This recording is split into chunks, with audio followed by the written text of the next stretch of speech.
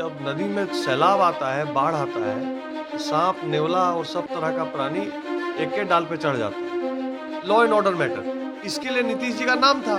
लोग जानते थे कि भाई इस तरह की कभी नीतीश कुमार जी काम नहीं करेंगे। लेकिन आज ये सरकार तेजस्वी जी चला रहे हैं, ये स्पष्ट है।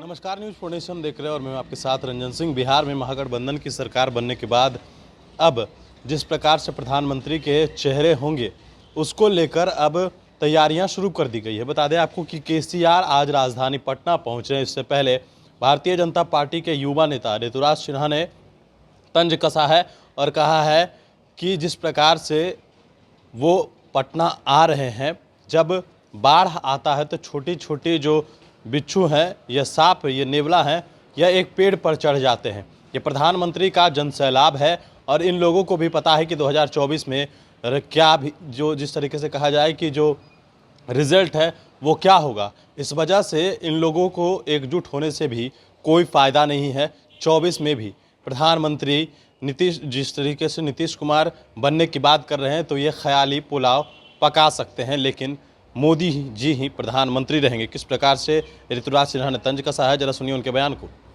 देखिए, ये देख के अपने यहाँ की वो कहावत याद आती है कि जब नदी में सैलाब आता है, बाढ़ आता है, तो सांप, नेवला और सब तरह का प्राणी एक के डाल पे चढ़ जाता है।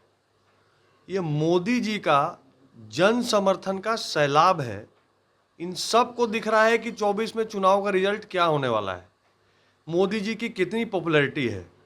इसलिए तरह तरह के लोग जगह जगह से आके इकट्ठा होने का नाटक कर रहे हैं।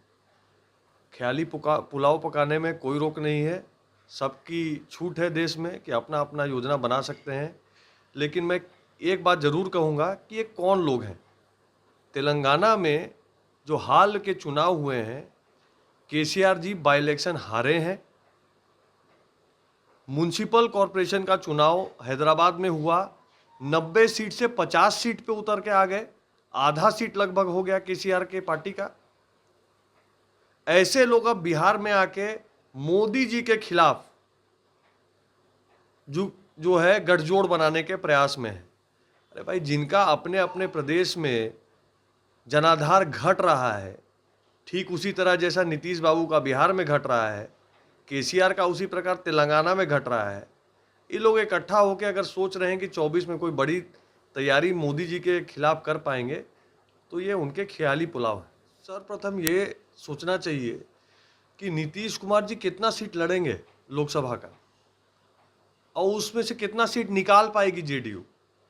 जरा एक बार जाके जो जदयू के 16 लोकसभा सांसद आज के डेट में हैं, उनको माइक लगा के पूछिए कि उसमें से कितने लोग ये मानते हैं कि मोदी जी के वोट के बिना, मोदी जी के नाम के बिना, उनके काम के बिना जदयू के 16 सांसदों में कितने सांसद अपना सीट निकाल पाएंगे। मेरा कहने का मतलब यह है कि जदयू को सिंगल डिजिट में सीट आने का कोई भरोसा नहीं है और जदयू के नेता प्रधानमंत्री होने का सपना देख रहे हैं। अच्छा है, मेरी शुभकामनाएं हैं। नीतीश कुमार अभी सरकार बने 1 महीना नहीं हुआ है, मंत्रिमंडल गठित हुए 15 दिन नहीं हुआ है ठीक से, लेकिन जिन मंत्री को कानून व्यवस्था देखनी थी, वो उनके ऊपर खुद ही ऐसे संगीन आरोप हैं, ऐसा चार्ज है कि उनका विभाग बदला जा रहा है। तो क्या विभाग बदलने से वो आरोपी नहीं होंगे? क्या उनके ऊपर जो दाग लगा हुआ है वो मिट जाएगा? Nitish ji zero tolerance on corruption, zero tolerance on law and order matter, इसके लिए नीतीश जी का नाम था। लोग जानते थे कि भाई इस तरह की कभी नीतीश कुमार जी काम नहीं करेंगे।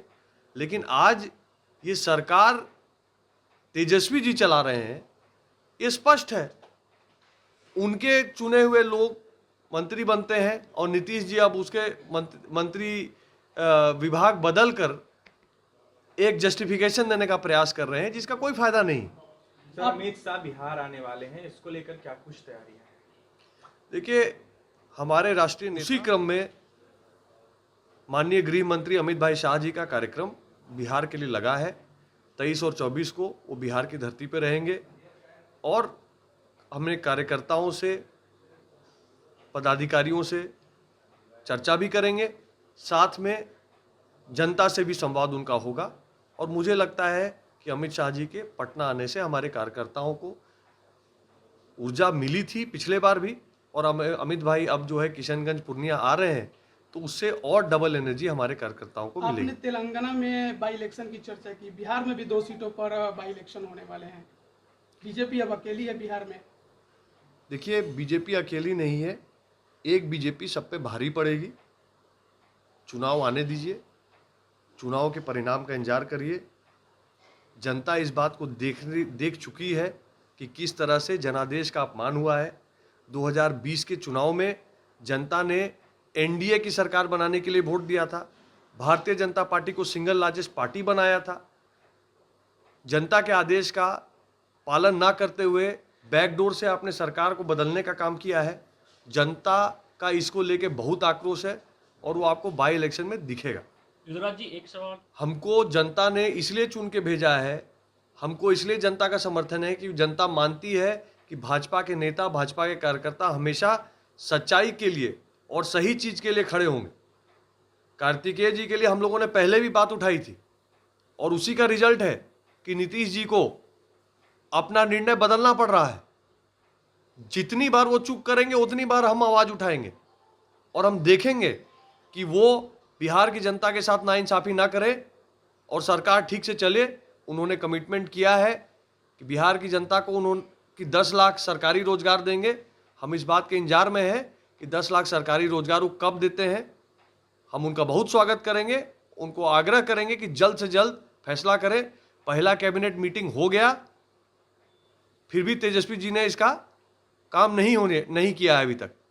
मेरी पूरा आशा है कि तेजस्वी जी इस काम को जल्दी करेंगे और करेंगे तो हम उनका साधुवाद भी करेंगे जनता की तरफ से, लेकिन पहले उनके अपने किए हुए वायदों को पूरा करना चाहिए। आरजेडी कह रही है कि आप लोग जो है स्वर्णों को देखना नहीं चाहते हैं। इस पे क्या टिप्पणी की जाए? ये कौन कह रहा है? एक परिवार का जो पार्टी है, जो एक जात बिरादरी को आगे रखकर सब राजनीति प्लान करता है, वो लोग कह रहे हैं। भारतीय जनता पार्टी हर एक भारतीय की पार्टी है, हर एक जात बिरादरी की पार्टी है। हमारे पार्टी में हर एक क्षेत्र के, हर एक मजहब के और हर एक जात बिरादरी के नेता उपलब्ध हैं, वो आपको भी पता है। तो जिनका घर कांच का हो, उनको दूसरे तरफ पत्थर नहीं फेंकना चाहिए।